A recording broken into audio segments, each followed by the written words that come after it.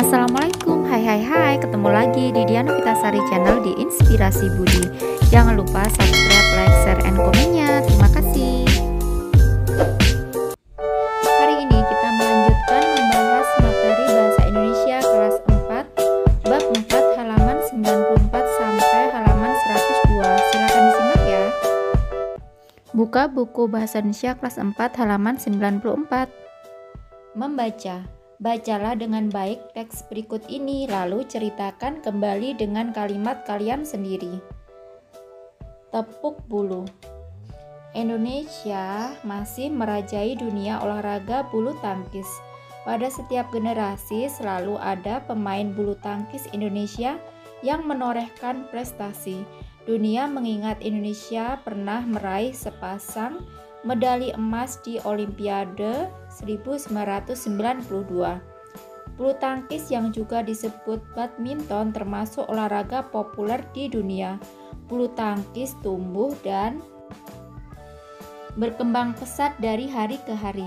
Buktinya sekarang banyak negara yang menunjukkan peningkatan prestasi. Padahal sebelumnya bulu tangkis didominasi oleh Tiongkok, Indonesia, Malaysia, Korea Selatan, dan Denmark. Bulu tangkis sendiri adalah cabang olahraga yang berusia sangat lama. Dulunya alat untuk bermain bulu tangkis menggunakan tongkat sederhana sebagai raketnya dan bantalan wol sebagai bolanya. Lama-lama permainan bulu tangkis dikenal banyak orang. Tongkat pemukul diganti raket yang lebih modern. Bola wol diganti bola dari bulu yang disebut kok. Tata cara memainkannya pun dirumuskan agar seragam. Olahraga tepuk bulu ini perlahan meniti tangga menjadi favorit dunia. Lanjut halaman 95. Nah, favorit. Untuk mencapai kemenangan kita harus berusaha. Nah, ini kan kalau dia mendapat juara, dia akan mendapatkan piala. Dalam pertandingan percobaan di Olimpiade Munich, Jerman pada 1972, Indonesia mampu menyumbangkan 2 medali emas melalui pemainnya Rudi Hartono dan pasangan ganda putra Ade Chandra dan Christian Hadinata. Sejak itu Indonesia makin bersemangat mengumpulkan berbagai medali kejuaraan dalam pertandingan badminton tingkat dunia. Total ada 19 medali yang terkumpul dari pesta olahraga terbesar dunia tersebut. Lanjut halaman 96. Bahas bahasa majas personifikasi. Majas adalah cara penyampaian melalui kiasan. Personifikasi artinya diumpamakan seperti manusia. Majas personifikasi adalah jenis kiasan yang mengumpamakan benda mati dapat bertingkah laku seperti manusia. Pada teks tepuk bulu terdapat beberapa kalimat yang menggunakan majas personifikasi. Dapatkah kalian menemukannya? Salin di buku. Kalimat yang menggunakan majas personifikasi yaitu yang pertama, badminton tumbuh dan berkembang pesat dari hari ke hari. Yang kedua, olahraga tepuk bulu ini perlahan meniti tangga menjadi favorit dunia. Untuk nomor 3, 4, 5, dan 6, alternatif jawabannya bisa seperti ini ya. Nomor 3, Indonesia masih merajai dunia olahraga bulu tangkis. Yang keempat, pada setiap generasi selalu ada pemain bulu tangkis Indonesia yang menorehkan prestasi. Yang kelima, dunia mengingat Indonesia pernah meraih sepasang medali emas di Olimpiade 1992. Yang keenam, bulu tangkis sendiri adalah cabang olahraga yang berusia sangat lama. Lanjut halaman 97. Latihan. Untuk kegiatan ini kalian perlu bekerja berpasangan dengan teman. Yang pertama, perhatikan benda-benda di sekitar kalian, misalnya pensil, sepatu, sapu, pohon, daun, matahari, dan sebagainya. Yang kedua, bayangkan benda itu dapat bertingkah laku seperti manusia. Sesuaikan dengan keadaannya saat ini. Misalnya, kalian melihat teman kalian menulis dengan pensil. Pensil itu bergerak di atas kertas. Kalian bisa membuat sebuah kalimat majas personifikasinya. Pensil Dita menari-nari di atas kertas dan bercerita tentang liburan sekolah. Yang ketiga, Kalian dapat menuliskan majas personifikasi yang sudah kalian temukan di selembar kertas. Lalu buatlah hiasan dan gambar yang sesuai. Yang keempat, tempelkan atau pasanglah karya kalian pada papan pajangan di kelas. Nah, alternatif jawabannya bisa seperti ini ya. Nomor 1, pensil Dita menari-nari di atas kertas dan bercerita tentang liburan sekolah. Yang kedua, kupu-kupu menari indah di antara bunga. Yang ketiga, bunga-bunga menyambut kehadiran sang surya. Yang keempat, setiap pagi alarm handphone bernyanyi membangunkanku dari kesiangan. Yang kelima, matahari tersenyum manis menyapaku di pagi hari. Kemudian bisa kalian tempelkan seperti ini ya. Lanjut halaman 98. Menulis pengalaman menonton bulu tangkis. Buatlah karangan sebanyak 3 paragraf tentang pengalaman menonton bulu tangkis. Tulislah di buku kalian. Jika kalian belum pernah menonton permainan bulu tangkis, kalian boleh menulis pengalaman menonton olahraga lain.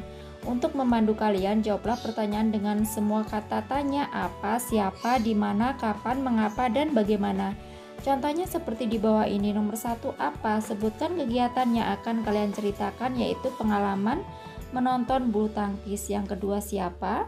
Kalian dapat menjelaskan siapa pemainnya, pemenangnya, atau dengan siapa kalian menontonnya. Yang ketiga, di mana? Jelaskan tempat pertandingan dan tempat kalian menonton, misalnya di sekolah, di lapangan, atau di televisi. Yang keempat, kapan? Jelaskan waktu kalian menonton permainan bulu tangkis tersebut. Yang kelima, mengapa? Jelaskan dalam rangka apa kegiatan tersebut, misalnya pertandingan antar sekolah, lomba 17-an, kejuaraan dunia, atau latihan saja. Lanjut halaman 99. Yang keenam, bagaimana kalian dapat menjelaskan jalannya permainan bulu tangkis tersebut, misalnya seru, menari, atau malah menegangkan. Kalian juga dapat menceritakan perasaan kalian saat itu. Ingatlah untuk memeriksa kalimat, ejaan, dan tanda baca dalam karangan sebelum kalian kumpulkan. Lanjut halaman 100.